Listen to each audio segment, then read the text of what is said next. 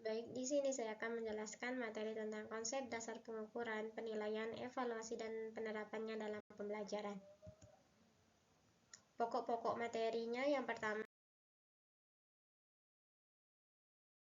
konsep pengukuran, penilaian, dan evaluasi pembelajaran. Kedua, fungsi dan tujuan pembelajaran bahasa. Ketiga, objek evaluasi hasil pembelajaran. Keempat, prinsip-prinsip evaluasi pembelajaran. Kelima, jenis-jenis evaluasi pembelajaran. Keenam, alat-alat evaluasi pembelajaran. Dan yang terakhir, acuan standar penelitian.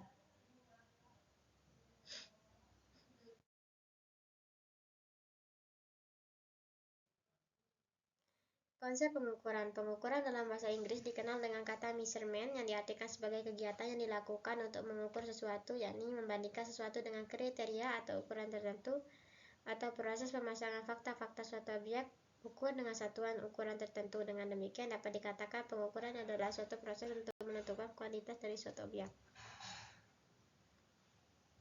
Konsep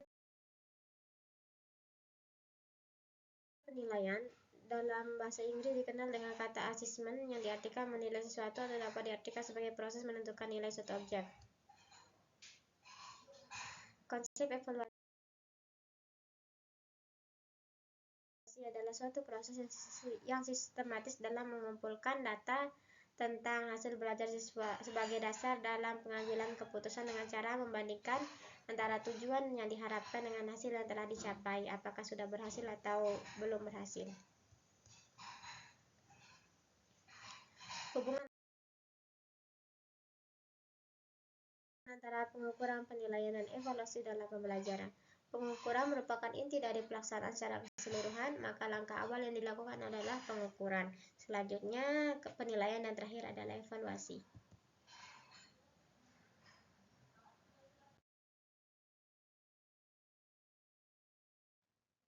Tujuan dan fungsi evaluasi pembelajaran. Yang pertama, tujuannya untuk menghimpun bahan-bahan keterangan sebagai bukti mengenai taraf perkembangan atau kemajuan yang dialami siswa setelah mengikuti pembelajaran dalam waktu tertentu. Kedua, untuk mengetahui tingkat efektivitas dari metode pengajaran yang telah dipergunakan dalam proses pembelajaran dalam jangka waktu tertentu. Ketiga, memotivasi siswa untuk memperbaiki prestasinya. Dan yang terakhir, untuk mencari dan menemukan faktor-faktor penyebab keberhasilan dan ketidakberhasilan peserta didik. Sedangkan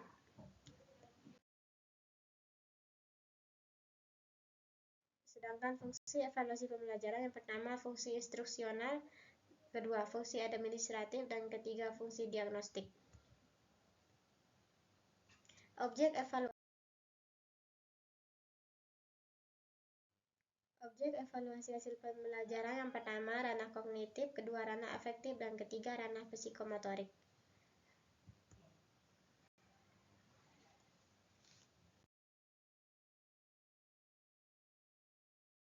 Ranah kognitif ini mencakup 6 tangkap pertingkatan diantaranya pengetahuan, pemahaman, penerapan, analisis, sistensis, dan evaluasi. Sedangkan ranah afektif mencakup 5 aspek, yaitu kemauan menerima, menanggapi atau menjawab, menilai, organisasi, dan menghayati. Ranah psikomotorik ini juga mencakup 5 aspek, yaitu imitasi, manipulasi, presisi, artikulasi, dan naturalisasi.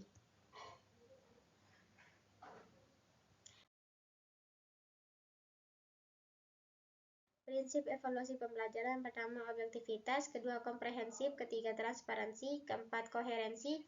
Kelima, kontinuitas. Keenam, berkeadilan. Ketujuh, diskriminabilitas. Kedelapan, akuntabilitas. Kesembilan, validitas. Dan kesepuluh, reliabilitas. Jenis-jenis evaluasi pembelajaran. Yang pertama, berdasarkan pendekatannya ditinjau dari aspek pendekatannya. Penilaian dilaksanakan melalui 3 pendekatan, yaitu assessment as learning, assessment for learning, dan assessment as learning. Assessment of learning ini penilaian akhir pembelajaran, assessment for learning penilaian untuk pembelajaran, dan assessment as learning penilaian sebagai pembelajaran. Kedua, berdasarkan fungsi ditinjau dari aspek fungsinya. Evaluasi terbagi kepada beberapa jenis, yaitu evaluasi formatif, evaluasi sumatif, evaluasi seleksi, dan evaluasi penempatan.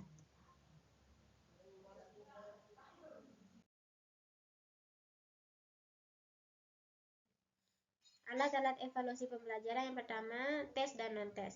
Untuk melakukan evaluasi pembelajaran, ada beberapa alat yang dapat digunakan sesuai dengan teknik dan objek yang dievaluasinya. Secara garis besar, alat evaluasi itu terbagi kepada tes dan non-tes.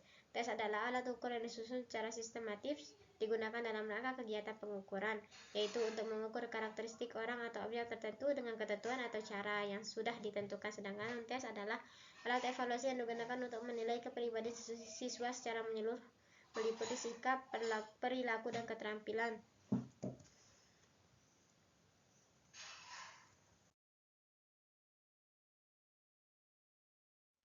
Acuan standar penelitian dalam proses penilaian, khususnya untuk nilai akhir ujian, ada dua acuan standar yang dapat digunakan, yaitu yang pertama